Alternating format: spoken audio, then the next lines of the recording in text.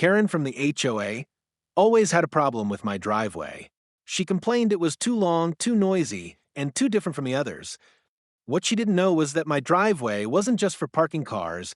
It doubled as a private military-grade landing strip built on land I owned and authorized by the state for training and emergency use. One morning, I woke to the sound of machinery grinding outside. I ran out to find Karen and a hired crew tearing into my asphalt with jackhammers and a backhoe. "This driveway violates HOA rules," she shouted over the noise. "We're reducing it to community standards." I nearly laughed. Instead, I made a call. Within the hour, the ground shook as a Black Hawk helicopter descended from the sky, landing at the far end of the strip.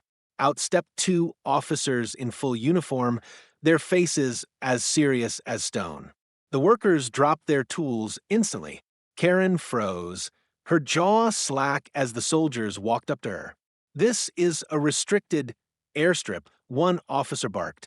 "Tampering with it is a federal offense." Karen stammered, pointing at me. "I thought it was just a driveway." But it was too late. The officers confiscated her paperwork, and the sheriff arrived shortly after. Karen was slapped with charges for destruction of government property, trespassing, and endangering public safety. The HOA board scrambled to distance themselves, claiming they had no idea what Karen was planning. But everyone in the neighborhood knew the truth. This was her obsession, and it backfired spectacularly. By the weekend, my runway was fully repaired, and to make a point, I had a military cargo plane land for a training exercise.